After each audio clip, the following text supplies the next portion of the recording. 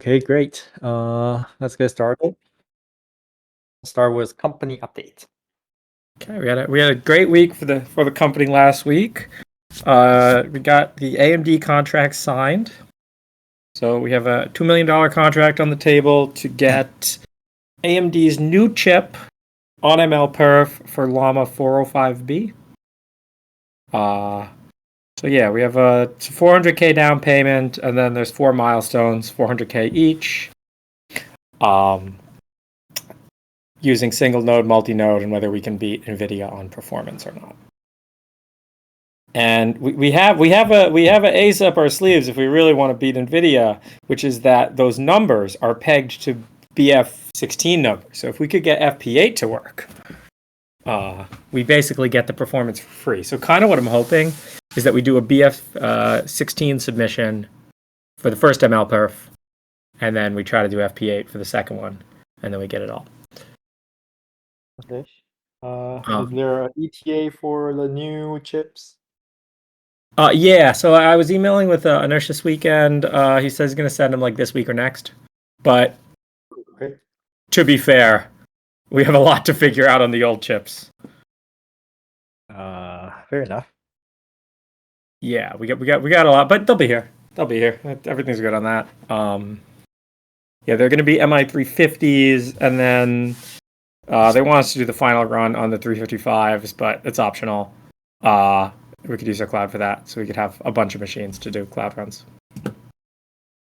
Oh, they are not going to send us 355? We don't want them. The 355, I believe, is water cooled only. I see. Okay. I'm happier to take the air cooled 350s. It's the same chip. It's just clogging. Okay, no problem. Sounds good. Yeah, no, I don't want to deal with it. It's the same CDNA 4. We can make everything work. Just run a little faster. Yeah, and also we got Tinybox V2s are now shipping. 2 shipped last week. There's 2 that look ready in the room now, so they'll ship today, probably. Yeah, and if you order a Tinybox, not Pro, just Tinybox Green V2s. If you order a Tinybox Green V2, it will ship in like probably 2 weeks.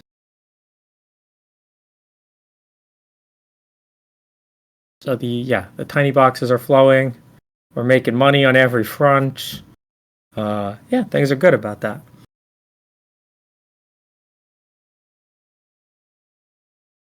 Great. Okay. Sounds good. Let's move on to TaskRabbit scheduler, or the thing you post in the channel, that channel. I forgot which one. Yeah. No, I was thinking about stuff yesterday morning, but no, what I did last week was it's still not completely finished. I got to finish it this week, but if you look at that new docs I linked, that layout MD, I've isolated all of kernel.py to be in one folder called opt.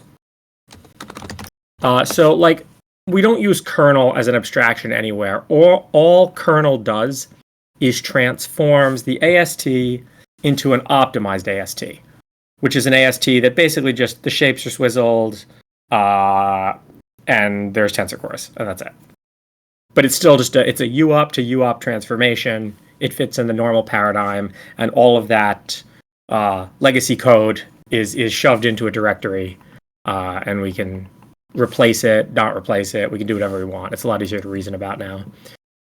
Yeah, so the whole flow is basically like kernelize, turn things into kernels, opt, turn them into optimized kernels, cogen, generate the linearized code, renderer, actually output the string, and then turn it into a program. So it's a pretty straightforward flow now, and I think that it's a lot easier to reason about and a lot easier to like replace or not replace some of these pieces. Like what I realized with TestGrad was I was thinking, to replace the whole thing, but like, not really. Like I just found myself re-implementing parts of kernel.py, and I'm like, kernel.py is mostly fine. The problem is that it's not being used as a library. It's being used as this abstraction in this class and other places, which is a lot of complexity to reason about. But once you put it in, and then it's just its own thing. So it's pretty good.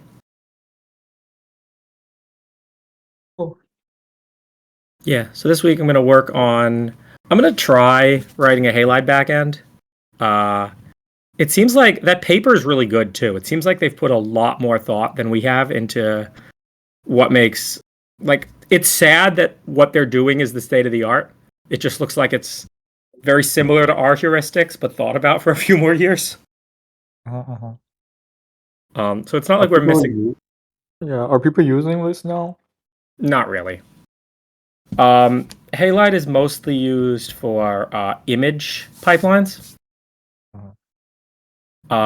There's some academic stuff using it for neural networks, but no, for actual neural networks, it's much more MLIR, and I mean Triton's the big one. Not even real. I think Triton now is MLIR.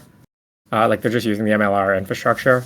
But yeah, I mean Triton is the big one they're using, and Triton gets you this basically like Triton solves one part of the problem, and that's kind of what things are moving to. But it doesn't seem like a very clean and generic solution to me. And every time I've tried to use Triton, it's it's clear that there's paths they optimize for. I mean, it's OpenAI. I'm sure they use it internally. It's clear that there's paths they optimize for, and if you're on one of those paths, it's good. The minute you step off that path a little, it's not like it was reasoned about in a principled way. Nice. Okay. So, yeah, I'm gonna just try Halide and see if they have. They're good at specifying. Like they have a really good language for talking about optimizations. Uh-huh. That I think is a lot better than our language with like upcast and unroll and stuff. So I at least want to fully understand their language if we're gonna rewrite part of that. But See if we are missing anything, or maybe something can be expressed a lot cleaner. yeah. There is something we're missing, which is the like double buffering. We don't have any way to express that now, like the double buffering. You need this for fast gems, and Halide has a way to express that. So if we could just steal it. Okay. That sounds good. Okay. Anything else? Nope. Okay, cool. Moving on. Okay, so now we have the contract. Great. I implement grade accumulation for BERT. Seems fine if you only do like accumulate it for 4. If you try to accumulate more, there's memory overhead, and also scheduling time seems to be much longer. I didn't look into this too much. I just want to make sure the idea can work. Yeah, what we really want gradient accumulation to be is a reduce on the overgraph. It's the same Yeah, as RNN. it's also a range. No, it's not. It's not the same as an RNN because it's not. They're not sequentially dependent. It's a range. It's a range. It's a range, yeah. Right. There's no reason an RNN looks a lot more like training. Yeah. Like training because your outputs depend on But so ideally it becomes that. Anyway. Yeah. I think a good part is also one annoying thing is related to JIT, that JIT doesn't take a list or sequence of tensor as input. It would silently drop it. Oh yeah, we should fix that. So the way I did it is I create like a keyword R dictionary for like each of the accumulation rounds, and like kind of work. It's just a little bit bad. And I think I opened an issue on this. I think silently drop some like list of tensor seems to be something people would actually use, and then their JIT would just silently fail. I don't think that's a good experience. No, we should change it to do. We should use get state on the args and the kw args of the JITted function. I see. Okay.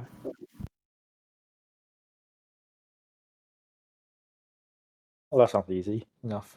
Okay, I can do that. Cool. Yeah. So I think the good part is, other than that, is it's pretty easy to write lists. It's very intuitive for like how to put it, and overall easier than I thought. So that was great. And also you see the Llama 405B inference loading model is slow. Also, generally it's not fast, so it runs on MI300X.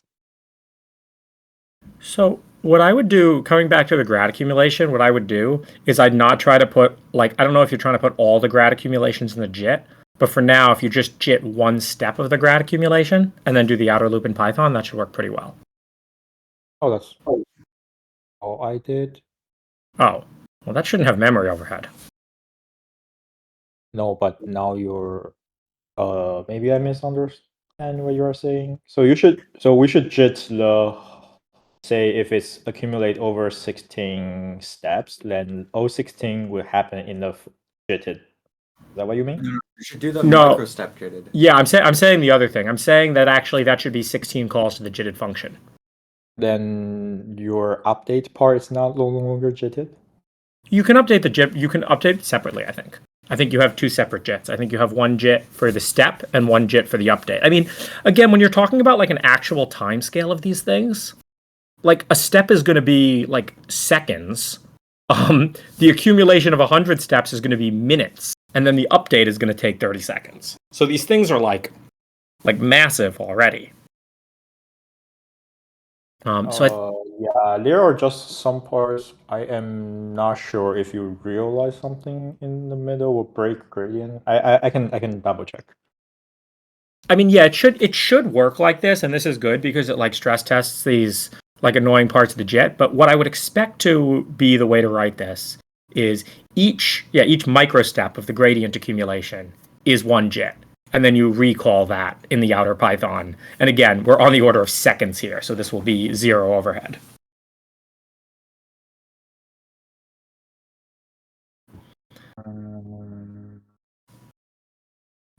Okay, I mean, I'll think about it. Cool.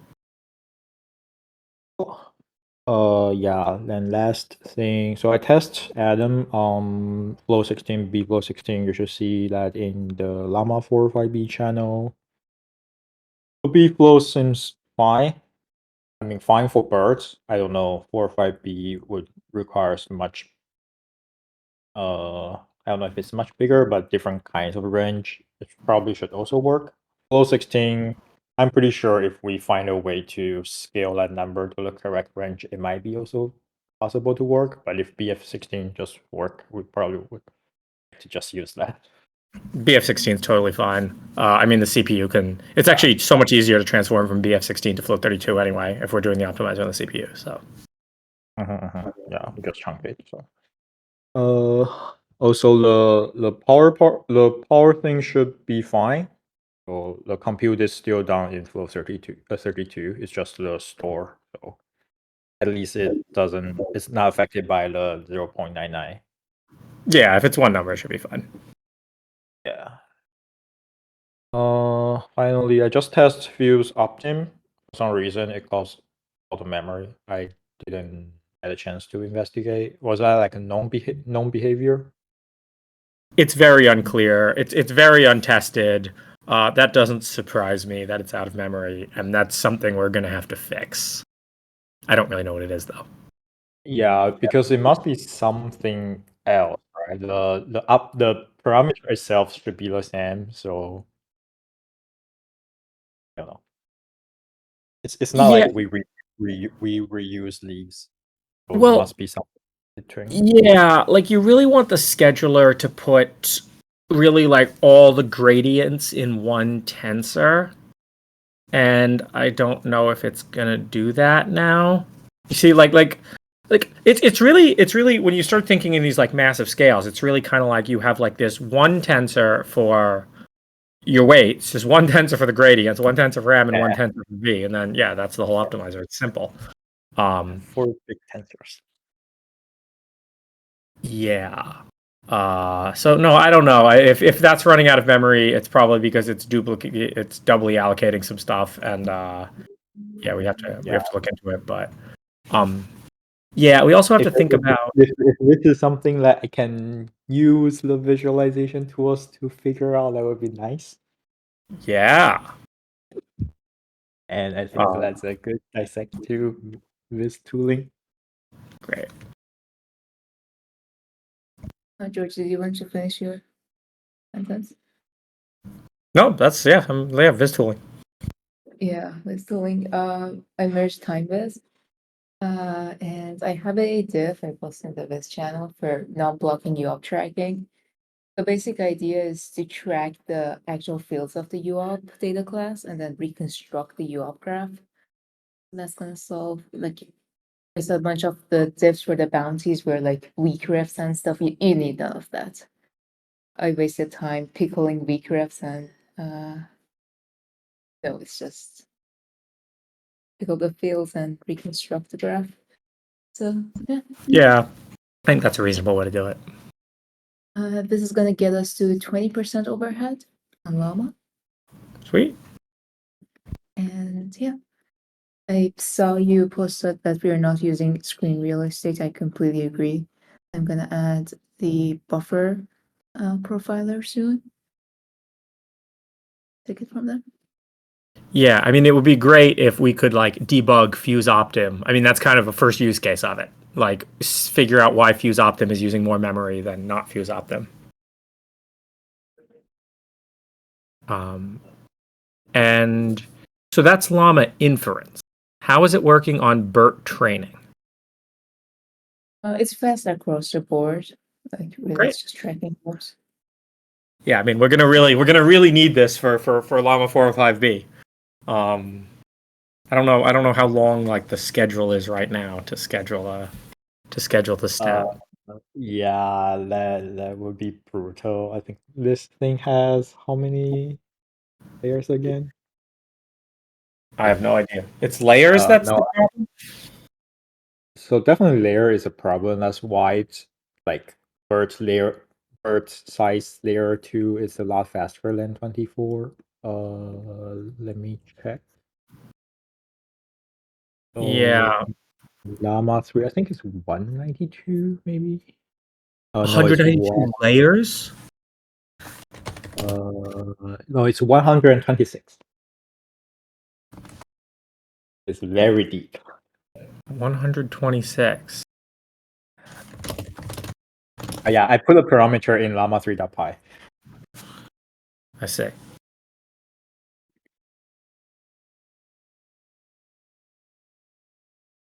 Oh, I guess one last thing from my part. I'm writing the training llama 3 AB this week. Hopefully, I can get it done before next meeting. I think it's essentially downloading the C4 datasets that they are using. Then I should be able to import the model from llama 3 and just add a optimizer on top of that. That's what I'm hoping. Cool. Yeah. I really want to get like the 8B training with the MLPerf target. Also, maybe I should prioritize work on the transformer layers are arranged. So like, yeah. Yeah, I mean, 126 is always going to be super brutal to schedule unless we can use a range. But you also just need that for, even if it's scheduled for 20 minutes, that's probably fine. No, but no one wants to deal with that. I want this to schedule in 10 seconds. As long as you can do it in a generic fine way, I think that's fine. Yeah, I mean, so you could imagine what it would be, right? Your transformer weights would have another parameter called layer, and it would be a loop. Okay. And your backward would be the reverse of that range? Is that how it works? Yeah. Yeah, that's no problem. That should actually all just work. Like, there's no reason you can't take a derivative of a range.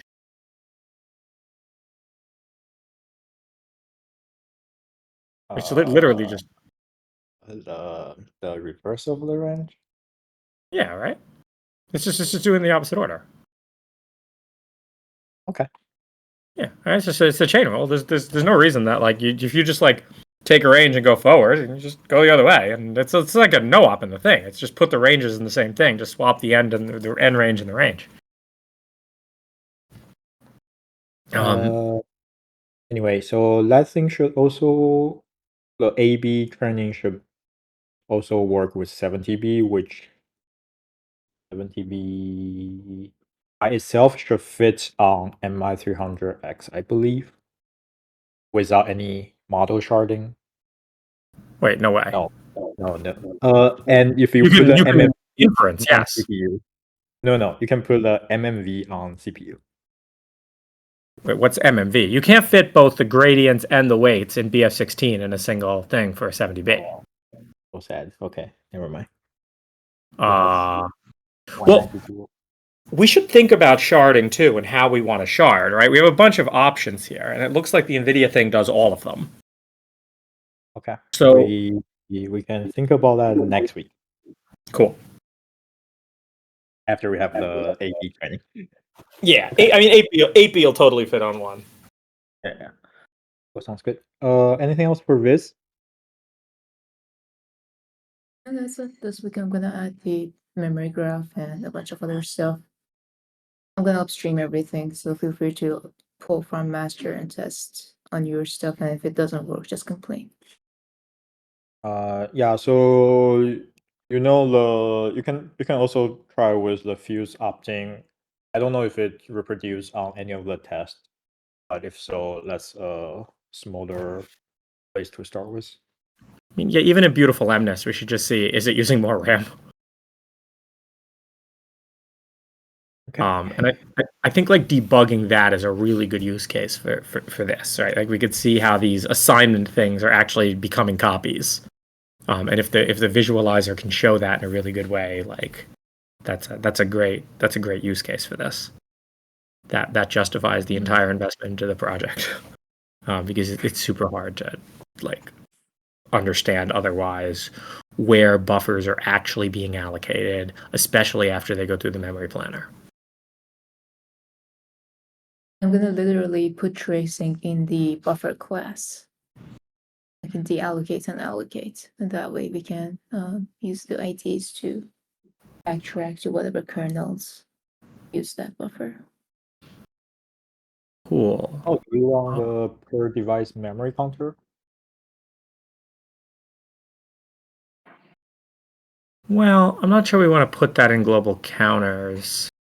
I think that tracking in the buffer class is probably the right place to do it. Yeah, I think so too. We'll be in the buffer Yeah. class and then process. Yeah, the problem with doing it in global counters is kind of like, okay, now we have some like dictionary and global counters of the device names and of the, and then So you're one concrete issue I had was I was testing training birds on a red box, and the total man was 148 gig, and I was not sure what's happening.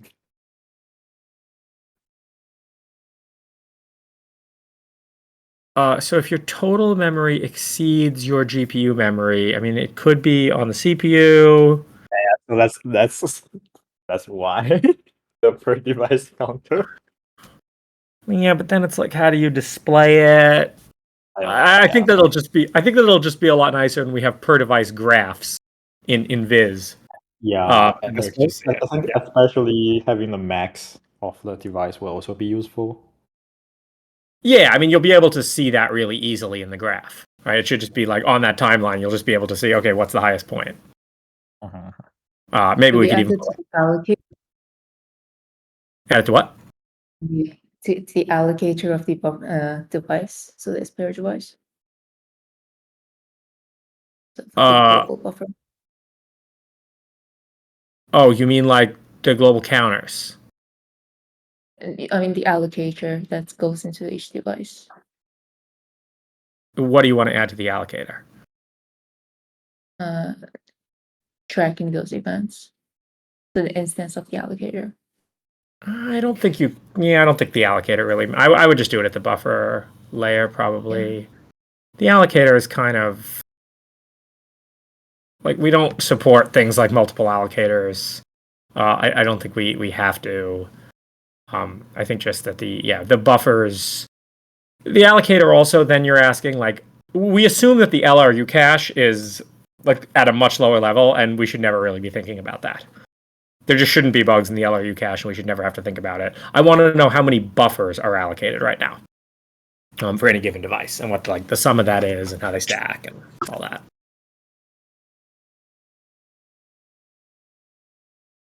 Yeah. I'm also working on tracking multi-process for Viz. So that's going to be another fun one. It's just going to be like per device have a different file. The problem is that you can't really clean that up. There doesn't seem to be a good solution for it. Well, what, you're worried about the temp files not being deleted? When are they normally deleted? When you reboot, right? So right now it's very easy because Viz writes to the same file over and over again.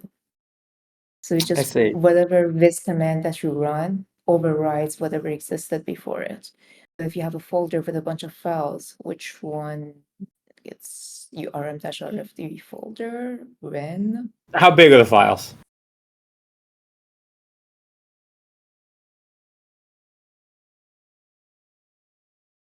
How big are the files? Depends on, depends on how big your model is and how long you're capturing for. Yeah, but are we talking about a meg here or a gigabyte? Oh, a couple megs. Yeah, who cares? Don't worry about it. The temp is probably big enough.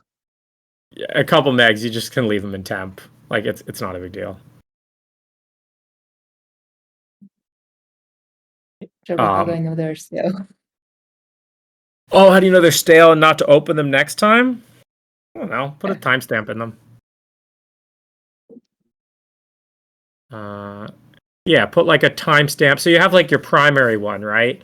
And then put a timestamp in the primary one, and then you can check the secondary ones and see if the timestamp matches.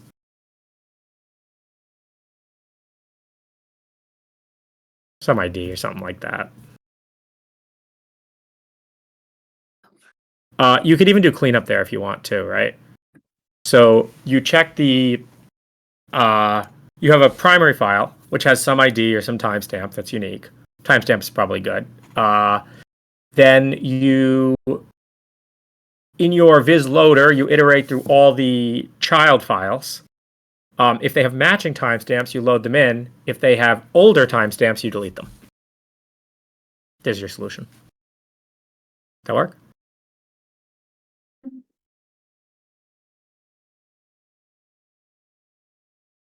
Because it's the same problem. If you know when they're stale, you can delete them when they're stale.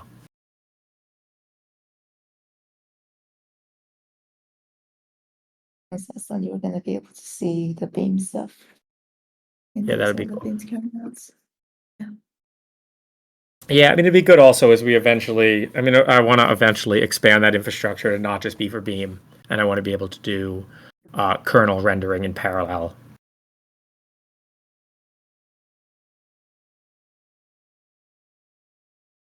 Like, we should just do the code gen. Even if you're not beaming, it should do all the kernels in parallel. It won't make scheduling faster, but it will make code gen faster.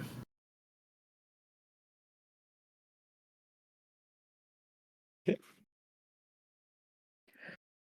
Let's move on to drivers.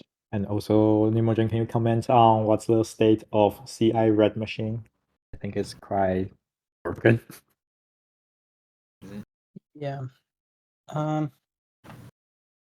So for the CI red machines, we actually started to see some higher errors on the machines where this functionality was enabled. So we have only 2 red machines in our fleet where IR was enabled, and they were in CI. So basically, from what I just reproduced, this is reproducible, and that's happening during the reset of the GPU, during the mod 1 reset. So we see completion timeout, and sometimes we see completion, unexpected completion received. So basically that means that sometimes the GPU can't answer within the given time frame. And when we see unexpected, it just actually answers after that. So Do you think it's hardware or do you think it's software? no, I mean I think it's software. I mean, actually, because this happened during the reset, I mean, it looks like it's fine that the GPU is not responding to some requests and they can time out.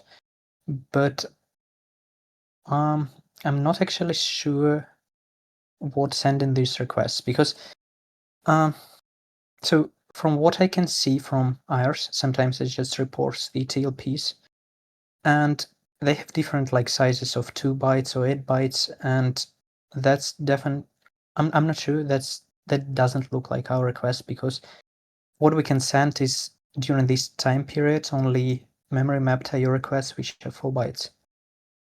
So maybe it's Linux probing something. I don't know. I've noticed that ever since we moved to upstairs, maybe we re-imaged them to 2404. Like it seems like it's become a lot more unstable. Yeah, yeah. We've been using AM for a while, I think. Yeah, that started to happen like a week ago, and it was really reproducible almost every run on Tiny R3. Before that, yeah, I know. I haven't seen crashes. Tiny R3 is also new. We added Tiny R3, so maybe Tiny R3 is broken. No, I mean it's not broken, because enabling AR on Tiny R9, it's also reproducible there. I see. So yeah. So actually, I think I also reproduced that on the AMD GPU driver, but yeah, the rate is definitely different, a lot different between AM and AMD GPU. Yeah, I mean, I think it's very important we fix this. It's very frustrating to have the CI fail. Yeah. So for now, if you disable I just temporarily screen yeah, service, I just do you still see AERs?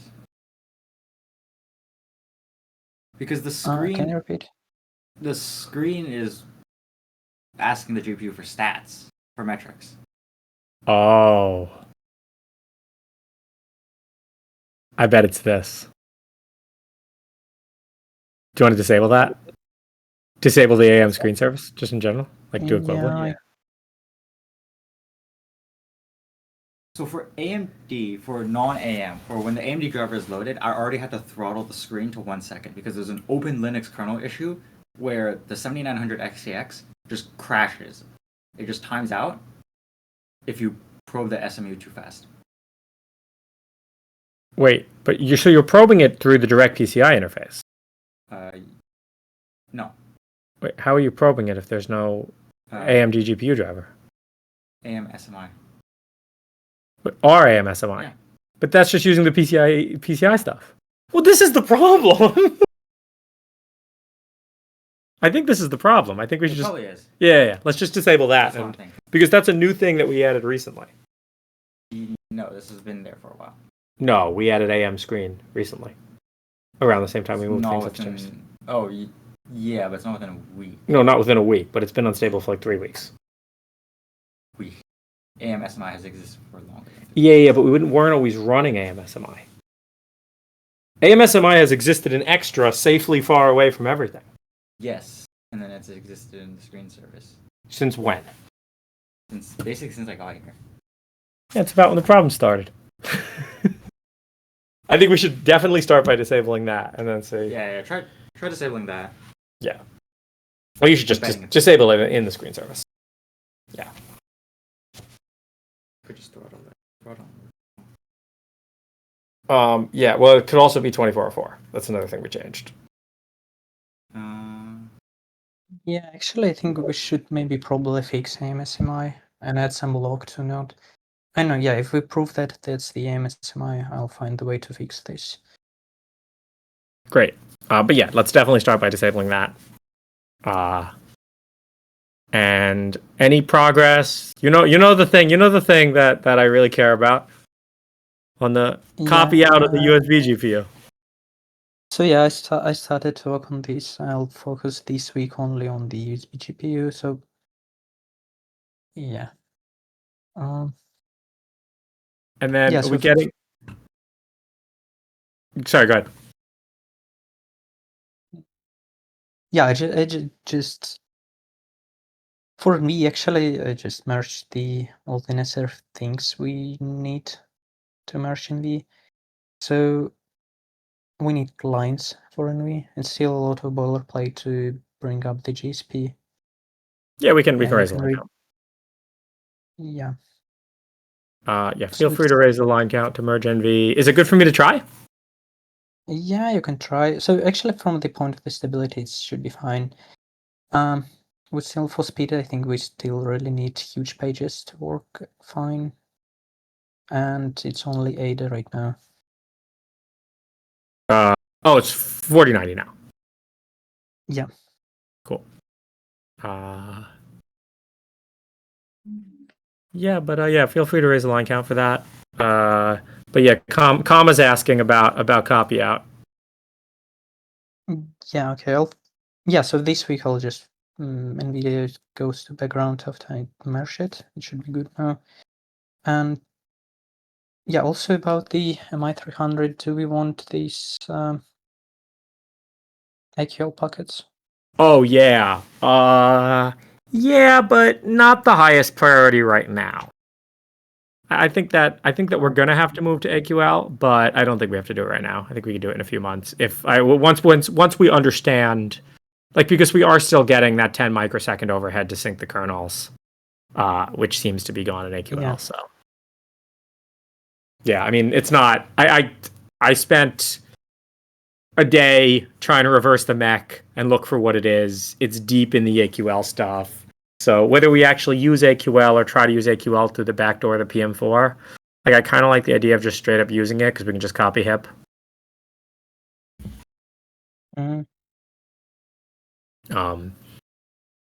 Yeah, we should just support it. I don't know, but again, definitely lower priority than the highest priority is fixing the stability of the red boxes, then copy out on GPU, then getting NVIDIA merged, then NVIDIA 5090, then all the way at the bottom is AQL for AMD. Probably even higher priority than AQL for AMD is figuring out how we can increase the load speed of Llama 4.5b. Yeah. I'll check this. Yeah, because we're going to need... So, conversation that we had in the office a few weeks ago was... So for the Llama 405B, we can't fit the optimizer state on the GPU. So the optimizer state is going to live in CPU RAM, and we're going to run the optimizer on the CPU. So we got to make that copy in and out path fast. Yeah, we're pulling down all the weights and all the gradients, running the optimizer, and then uploading them back. Okay, yeah. Yes, we got to be hitting massive full PCIe speed across this whole thing. We should be able to get like 400 gigabytes a second.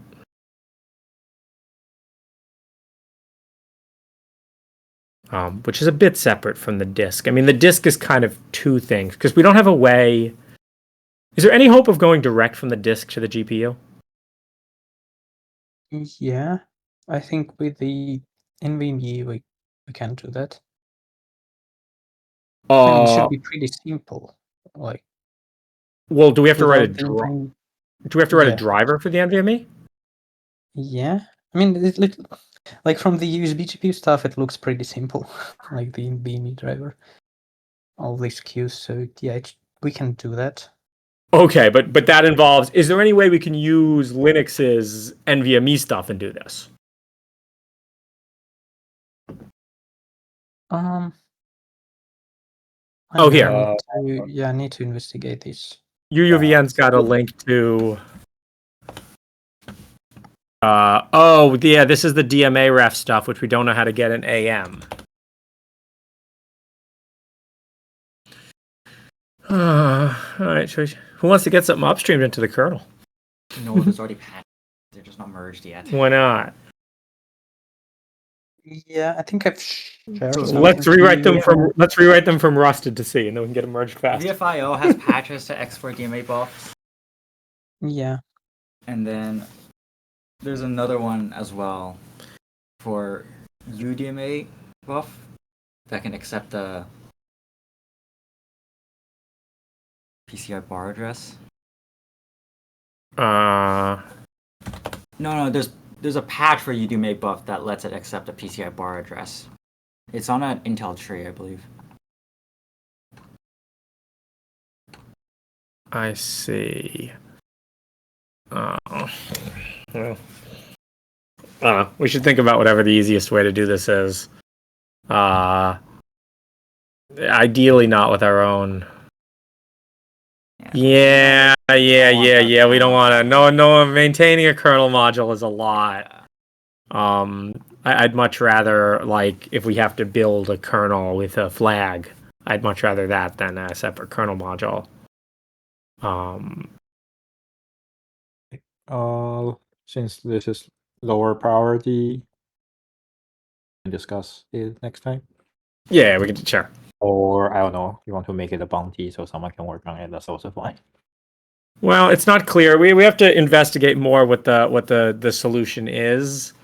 Yeah, but the bounty can just be something. Like loading. Yeah.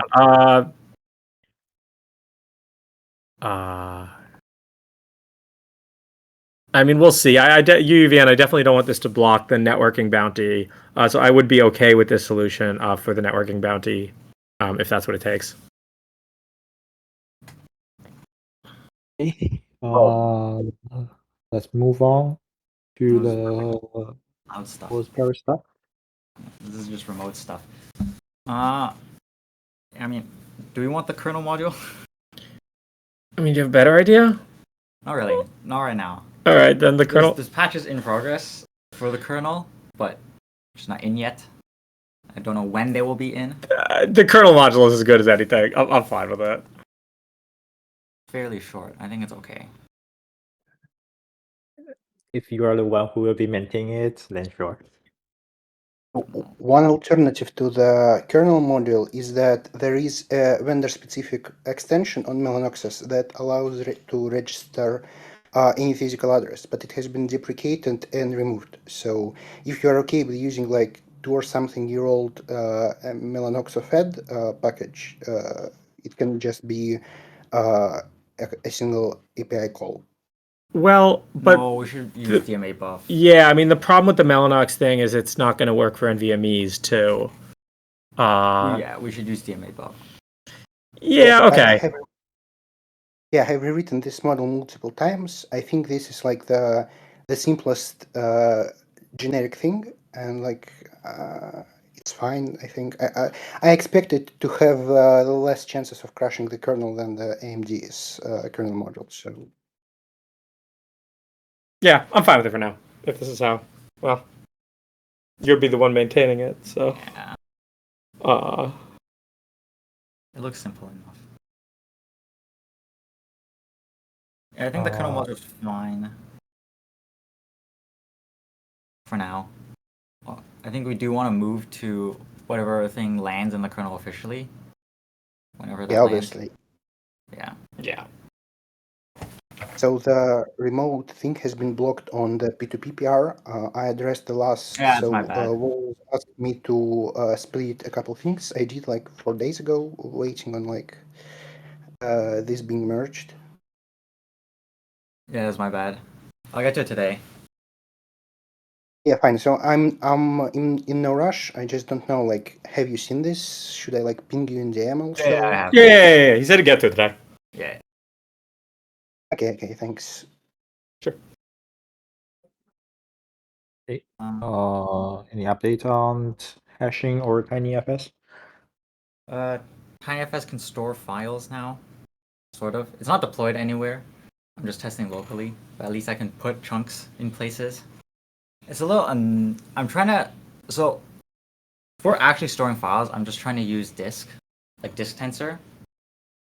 Ideally, the gateway machine would remote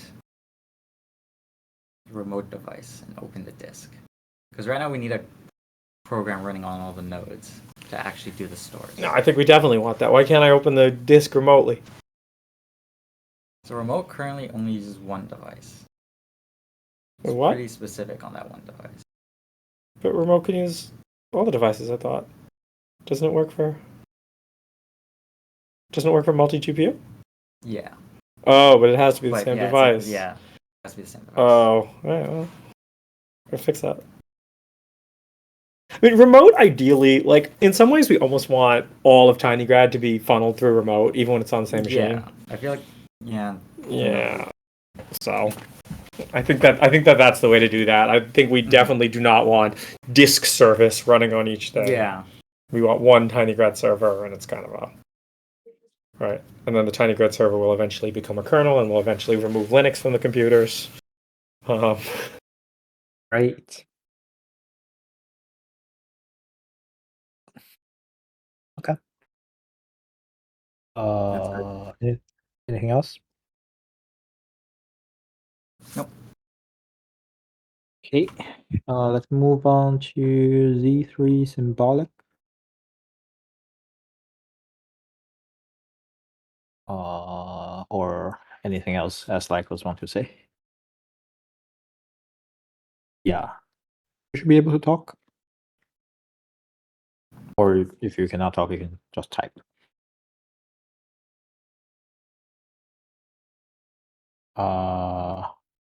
And then next would be Onyx.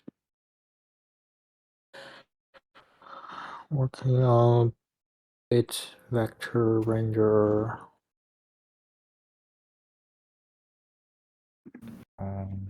I saw the PR. I don't know what that is for. Yeah, why is it flaky? What's going on? Why is ignore OOB not catching it if it really is some out of bounds access? Is it a use after free? There's only so many ways to crash Python. Something related to temp file and multi-processing. Huh.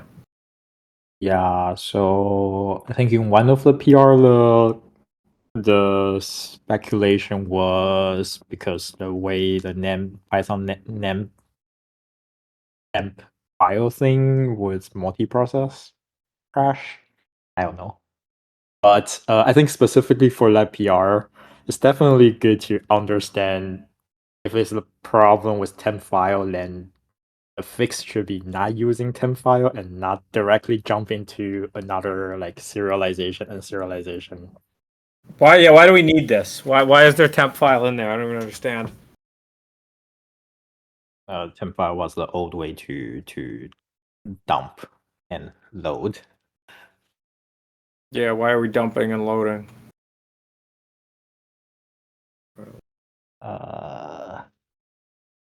Reasons. Yeah. Reasons.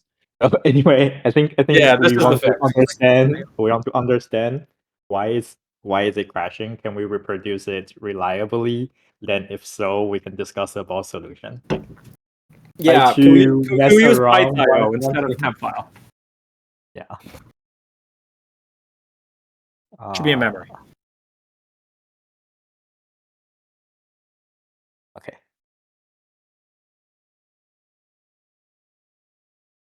Anyway, and I think there are other thing that's blocking was the D-type fallback, because for now our parsing would convert some D-type to the incorrect D-type, and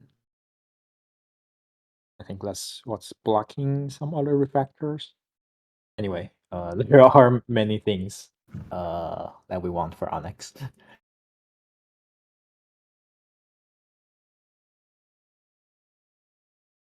What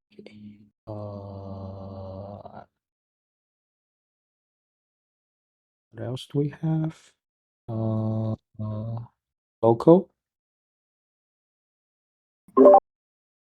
Hi, hello. Well, Hello. first, regarding locals, I'm still going after the masking issue. And well, one thing I did was I also tested something with locals. Is that before this is after locals, basic locals is merged, but before the only way I had for setting up the thread, the local memory layout was by permuting the shape tracker after it was initialized, and that had some constraints because of the axis, the size of the axis that had to be the same, and so on, so it doesn't break. But I realized that if you initialize the shape tracker, for example, you initialize it column major, it will affect the local memory layout, and you don't need any permutation. So that is a way forward for the next step. And well, that's it for locals. And I also added, I've been benchmarking the upcast is only for globals, and I don't think right now it's going to be it's a good idea to merge because of the search algorithm. It's right now it's not that fast that justifies some kernels that are really slower. And so I think that's not going to be upstreamed. And also I added I made a PR that enables group. Wait, so why? Your examples seem fine, right? Your examples don't show it be any slower with upcast globals or not upcast No, globals. the second one is really slower. The second one. Oh, the simple matmul one? Yeah. Oh, I without see. Yeah. I explained why I Yeah, think okay. this is my the second one is bad, but the other ones are fine. But yeah. Why does this block locals anyway? I mean, you can No, like this, no, this doesn't block locals. Are we ready to merge locals? What's been going on with that? It's the masking issue, and that if you think it's not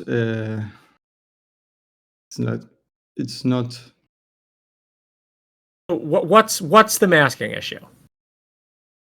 Does you it create what? Does it create wrong code or? No, it fails. It doesn't even compile. Oh, that's probably fine. I mean, it doesn't compile, but doesn't break anything else. No. Yeah, that should be fine. I mean, as long as like things aren't wrong, there's some optimizations that. I mean, at what point does it fail? Can it throw an error in the kernel.py? Yeah, right now, I'm masking. I mean, I don't know how to address the aliasing dimension that you mentioned, but apart from that, I'm catching. Oh. Well, you have to. I mean, the aliasing dimension, you have to actually get it to be the true gating. You have to get it to be the true local size, and that is like the entire challenge of locals. Right? If you have aliasing dimensions and you're making too many copies in locals, and that ruins like everything. But I get the real size of locals if I get if I ask for the real size in the shape tracker. Well, but I don't know how well real size works, right? Like if you're just imagine in a convolution, right? And a convolution is going to be like, it's overlapped. You have to make sure that your locals are the actual number of fetches from the memory. Right? Like think about what the cache would do. It has to behave like the cache, which is going to put addresses that are the same always in the same bucket. Whereas if you have an alias, like it has to be unaliasing at the locals level. That's is it doing that or no? I think it is. but Okay. I have to check. Yeah, I mean, the way you can write a test for this is do a 3x3 convolution, and then upcast the entire thing, and then see what the size of your locals is. And if somehow the size of your locals is ever larger than the size of your globals, there's a bug. Okay. Yeah, that's a good test. Thank you. But yeah, no, let's get this merged. If it can't render everything, if there's some cases in which it just says, sorry, you can't do that if it's masked, that's fine. Okay. But what I'm very concerned about is if it's ever wrong. Yeah, I think that's... Or if it's wrong, or if it's using massively more memory because of it's missing aliasing. Okay. Well, and one last thing is that I added a PR that enables group with tensor cores. That I'm having the same problem with CI, that it's failing in the Metal CI, but I test passed locally on my computer, and also Sibo tested locally, and it passed the test for him too. So I don't see a failure. I don't see it. You're talking about 10.903? I don't see a failure. No, because I skipped for Metal and CI.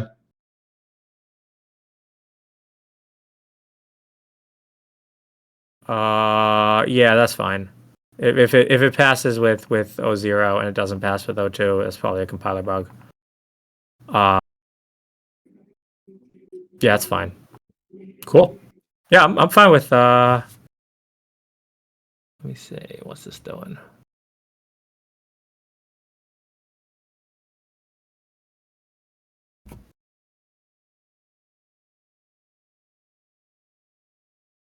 Yeah, I'm fine with merging this. Good. Cool. That's it. Great. Yeah, no, Apple's driver is kind of meh, and we have that bug on the M2. I don't know. Apple's going downhill. It's not just their driver, it's their parallel whatever thing they use for CI instance. Oh, I mean, yeah, that thing's crappy too. They're like virtualized thing. Yeah. But yeah, okay, cool. I'm just gonna click merge on this. Cool. I don't totally understand how it works, but it seems short, so I'm sure you've thought about it more than me. The idea behind this was that group should work with tensor cores equals 2. That basically the same opts. So if it didn't work, was due to an implementation details on the actual tensor cores, but in theory it should work. So whenever I see a 3-line change that enables something with a test, I'm usually happy to merge it. Okay. So cool. That's merged. Okay. Let's go through other bounties, rapid fire style. Let's start with RetinaNet. Hey, so quick update. I think I finished the rewrite, I'm pretty sure, over the weekend. So I'll be testing the correctness of it entirely. So I'll just run the eval script of the old NumPy implementation versus the new one, and then from there I'll see if I can get the rewrite to Tinygrad. Cool. Just let me know if you need me to review anything. Sounds good. Okay. LM eval. This is on was Parrot. Oh yeah, I think we just merged that. I think it's good. I tested it. The score is basically past their threshold. For some reason, the tweet doesn't actually link the actual scores that they got, just the thresholds that they set. Are we doing better than AMD? No, we're doing the same as AMD. Well, isn't AMD the bad one? No, for 8B, AMD is fine. For 8B, like BF16 or whatever. Yeah, they had some issue with mostly FPA models, and I believe it's mostly fixed now. So great. Yeah. All right, we're doing the same as AMD. That's okay. And they do the same as NVIDIA. So. Oh yeah, the same as NVIDIA. That's what we really want. Great. AMD ALVM.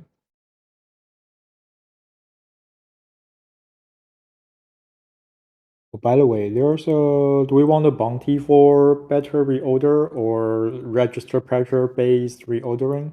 Yeah, I see that PR. It adds a lot of lines, and No, I mean even for your Haley thing, you would eventually need a cost model somewhere. So yeah, I know you're gonna need a cost model. Yeah, the problem with like just doing it at the reorder level is register pressure is the same problem as memory pressure. It's almost like I don't even like that we have linearized separate from schedule because they're really all the same problem. I think if there's one thing that's going to make Tinygrad win, it's going to be that each one of these places in the hierarchy, right? Like you have like registers to L1, L1 to L2, L2 to GMEM, GMEM to all your GPUs. Like it seems that every other system handles them all differently. And there's no reason this should be true. If we win, it's because we handle them all the same. So I'm very reluctant to merge something that's like a improvement to the reorderer. If it's blocking something, then I guess we can merge it. But from a more fundamental perspective, I think we have to solve these problems in a more broadly applicable way.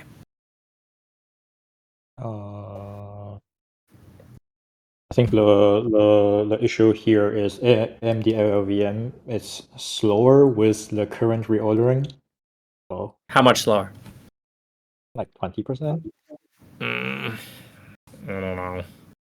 Yeah. So no. So the solution is probably not something like that. We just need a direction on this eventually. I mean, the eventual direction is to figure out.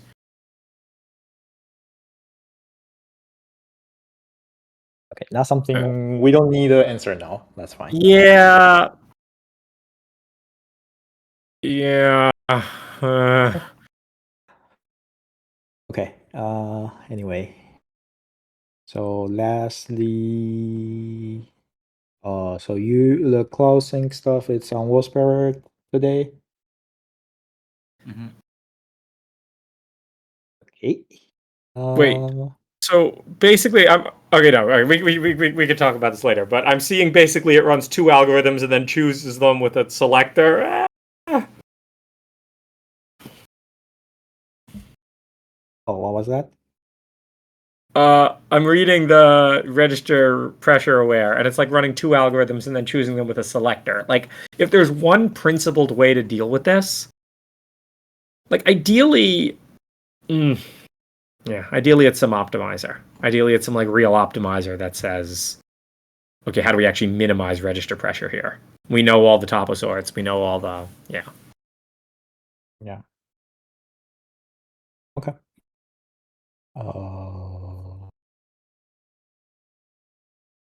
Sorry, that was kind of a tangent.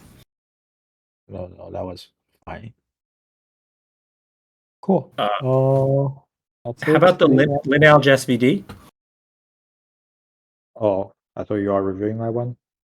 I have one that I locked. Did they remove the realizes and did they remove the manual seed? All right, manual seed is gone. One realize is still there.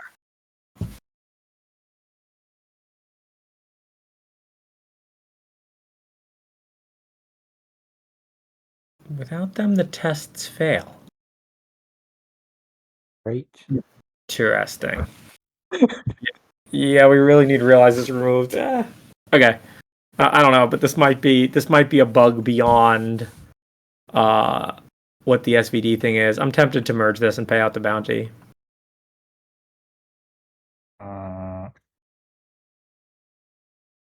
Okay. I don't know. Up Wait, to you.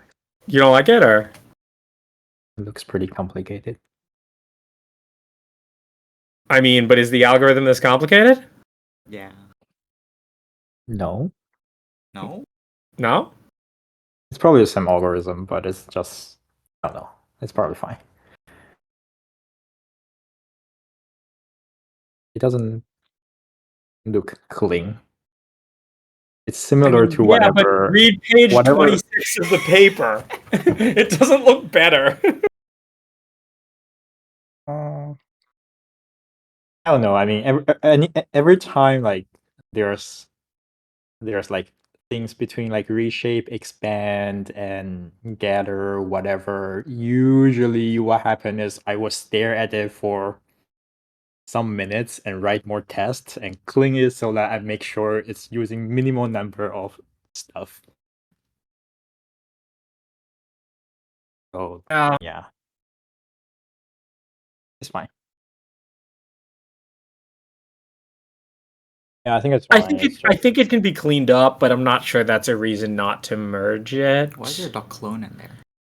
Oh, there's a .clone in there too? Yeah. Oh, it's using clones and realizes? Wait, the clone is Where's the clone? not needed. It's in QR. Do you need this clone? Oh, there's two .clones.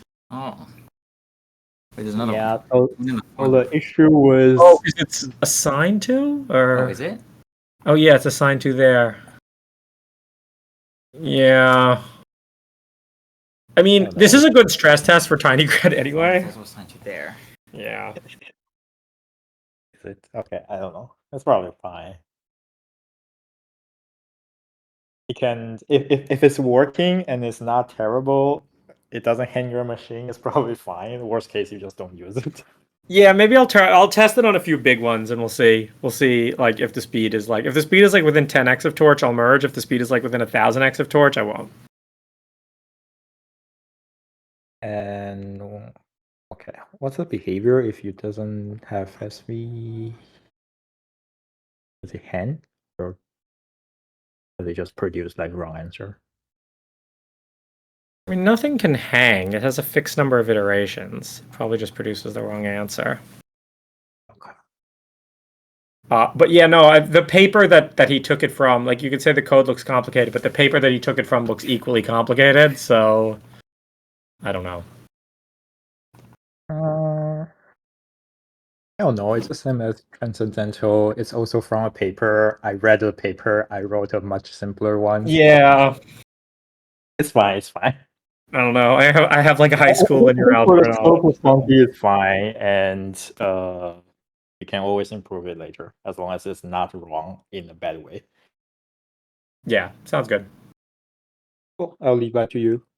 And I think that's it. Also leave a CFAR one to you. Yeah. I mean, is everything in the JIT and are there still realizes?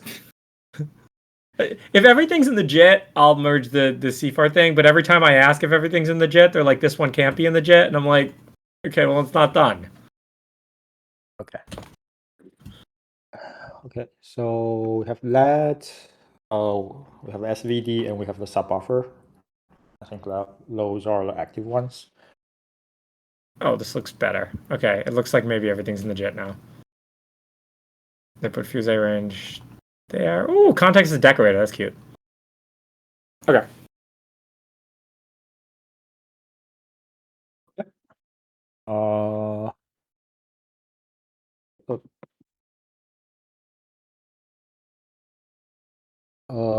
Maybe if everyone can go through the working PR and close the bad ones or stale ones so that we don't have 5 pages of PR, that would also be great.